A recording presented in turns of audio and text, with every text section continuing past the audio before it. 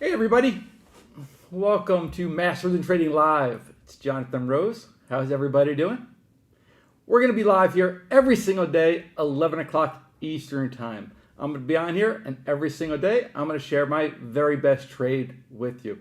Hope everybody had a really nice Easter weekend. I had an awesome weekend. I got to take my oldest to his first college. We had our first college visit, University of Wisconsin. What a blast.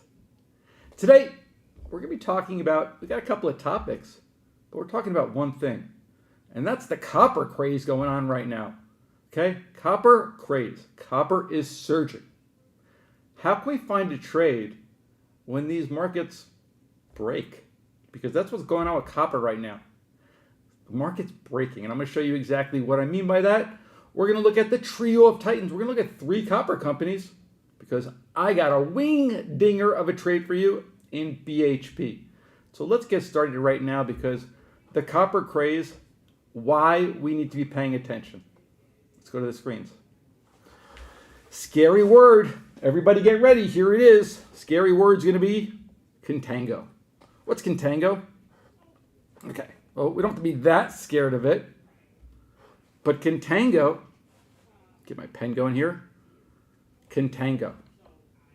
Why does it matter? Okay, if we look at the price of futures, okay, car companies or oil companies trade oil futures to lock in prices, right? So copper, you can trade it as a future. You could trade it 3 months out, 6 months out. That doesn't look very good. 9 months out. Let me just give this a little fix here. So we got 3 months, 6 months, and then 9 months. And it goes further out. What's happening right now is 3 months is by far the most expensive. And that's why this show's going down like this. Let's clean this up a little bit. Okay, but what Contango means is the front month is more expensive than the back month. And that's causing lots of volatility in copper. Now, if I move over, copper options, open interest. Open interest is absolutely spiking. So we have the front month copper is way, way, way more expensive than back month copper. Lots of interests are flooding into this market. Why? Well, there's a tight supply of the raw materials. Production cuts by miners. And also, right now, higher interest rates is making front month copper very expensive. This is copper futures. Copper futures, 3 to 420. They've been an absolutely one-way trade. Let me jump on.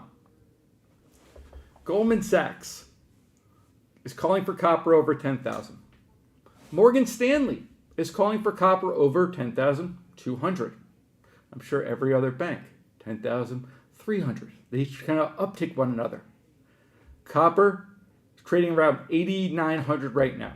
We want to be on the long side of copper, but how do you find a trade? I don't want to just jump in and trade copper futures. How do we find a trade? Because the companies that deal in copper are very correlated to the price.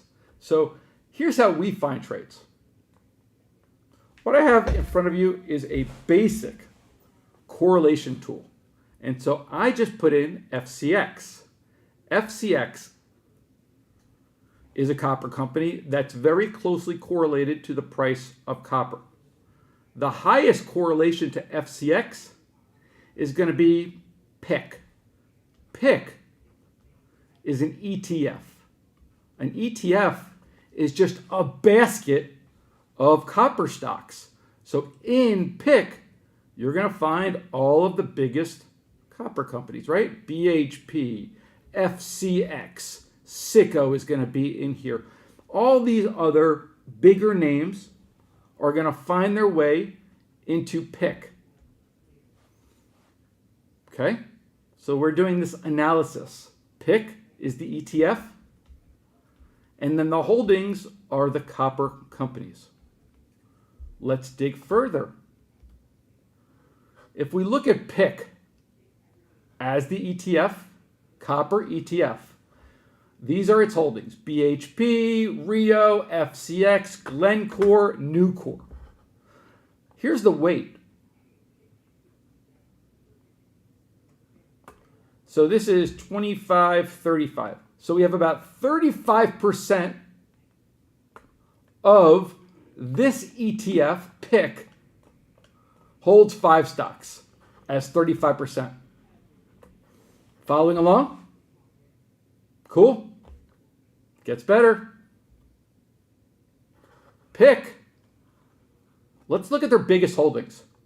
BHP, FCX, blame it on Rio, and then PIC is the ETF.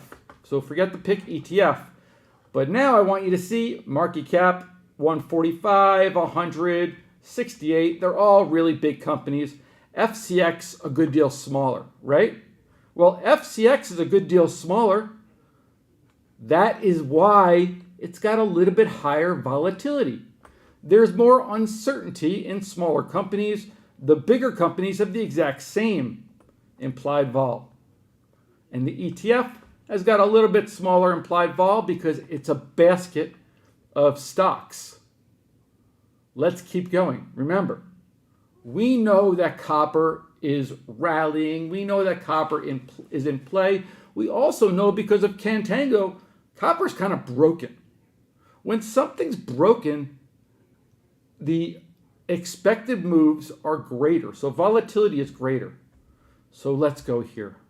Now you may be thinking, okay, this is kind of tough to see, but let's make it easier. FCX is going to be the yellow.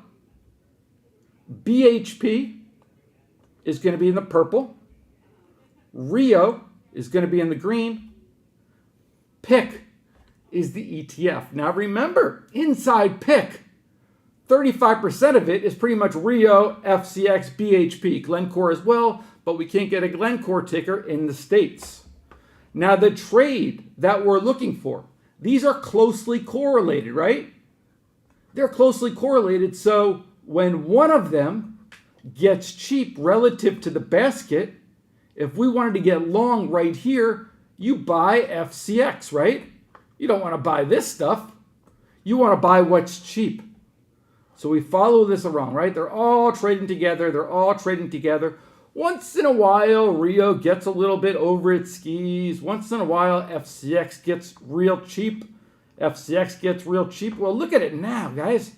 FCX exploding higher. Why? If I go back on this chart is 3 years. Every single time FCX has traded away from the others have caught up. The trade that I like right now is BHP. Hopefully this makes sense, guys. Let me hop on here real quick. This chart that I just went through, it's a great one to go over because those trades are super, super highly correlated. Instead of looking at them like 4 different stocks or 4 different tickers, I look at them as one.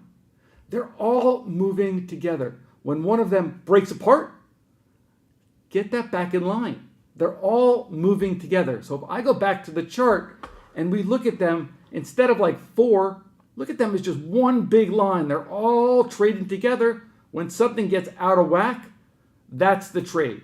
FCX is going to drag everything up. The trade that I really like is BHP. So let me take you to the trade of the day. The trade of the day is going to be in BHP. Why?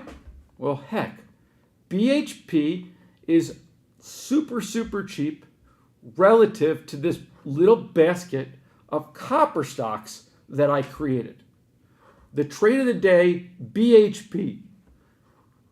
Buy 62.5 calls for $1.20. Now, if you get a chance, guys, go back to last week's video. Last Monday, I made a video talking about when we're picking a trade, we want to first figure out, do we want to be bullish or bearish? And then do we want to be long volatility and short volatility? Whenever you buy a call, you're long vol. So we're going to be long volatility because copper is broken. The expectations are more uncertainty, so there's more volatility. So we want to be long volatility, but we also want to be bullish copper, bullish BHP. So the trade is to go buy these 62.5 for $1.20 or $1.25. We're in this trade for 81 days. We're in this trade for 81 days. Either we're going to lose the amount that we risked, $120, or we're going to be able to take off this trade for a big fat profit. That's the glory about buying options. You make a decision, you do some analysis, you realize you figure out, what am I comfortable risking today? If I'm comfortable risking $120 for this BHP position, slap the position on, hold it for 81 days. Maybe, most likely, BHP is going to rally, hop on, JR is going to put a video out and be like, let's get out of that BHP, that's a great trade. But for now, put on the trade, you got 81 days, and just be patient. Now, I've been trading for 25 years. The biggest difference that I see in traders is those that look at things from a unique perspective. I'm a big fan, or I like to say, the creative trader wins. So trade smart. I'll see you on live 11 o'clock tomorrow. My name is Jonathan Rose, founder, Masters in Trading.